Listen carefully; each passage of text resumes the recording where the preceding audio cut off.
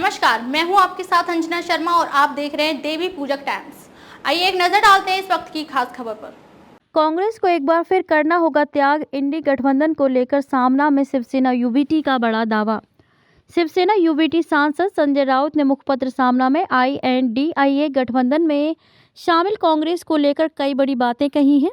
उन्होंने कहा कि सभी राजनीतिक दल तानाशाही प्रवृत्ति से खिलाफ तो लड़ना चाहते हैं, लेकिन त्याग करने के लिए कोई तैयार नहीं है। स्वतंत्रता की लड़ाई में सर्वाधिक त्याग करने वाली कांग्रेस अब खुद के अस्तित्व के लिए संघर्ष कर रही है। इसके बावजूद कांग्रेस को कोई सूबेदारी में रखने को तैयार नहीं है, इसलिए अब तानाशाही के खिलाफ लड़ाई में त्याग करने की जिम्मेदारी कांग्रेस पर आ गई है। INDIA गठबंधन को लेकर संजय राउत ने कही ये बात। वहीं इंडिया गठबंधन में बड़े चेहरे की कमी को लेकर लिखते संजय राउत कहते हैं कि गठबंधन की बैठक में शामिल पार्टियों के नेता कहते तो हैं कि उन्हें कोई पद नहीं चाहिए, उनकी कोई महत्वाकांक्षा नहीं है, लेकिन असल में प्रत्यक्ष रूप से वो एक दूसरे का विरोध करते हैं। लोकतंत्र के दमन को रोकने के लिए इंडिया गठबंधन बनाया गया, लेकिन इसकी चौथी बैठक के बाद भी इसकी डोरी किसके पास है ये तय नहीं है। सांसदों के निलंबन पर भी संजय राउत ने दी प्रतिक्रिया। वहीं सांसदों के निलंबन को लेकर संजय राउत ने लिखा कि लोकतंत्र का सामूहिक नरसंहार हो रहा है।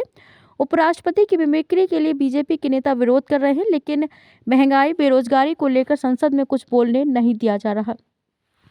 संजय राउत ने PM मोदी पर साधा निशाना। संजय राउत ने PM मोदी पर निशाना साधते हुए लिखा है कि उनके भक्त ये मानते हैं कि भारत का जन्म 2014 के बाद हुआ। इस हिसाब से भारत अभी 10 साल का भी मुश्किल से हुआ है। अब इस नए भारत के बारे में क्या कहा जाए। दिल्ली में कड़ाके की सर्दी के बीच दो महत्वपूर्ण घटनाएं घटी। पहली इंडिया गठबंधन की बैठक और दूसरी इंडिया गठबंधन के सांसदों का संसद में निलंबन। वहीं संजय राउत ने आगे लिखा कि नरेंद्र मोदी 10 साल पहले संसद की सीढ़ियों पर सिर रखकर रोए थे। उनका संसद की सीढ़ियों पर सिर रखकर रोना और माथा टेकना असली नहीं था, ये अब सिद्ध हो गया है। अब लोकतंत्र रोता हुआ दिख रहा है।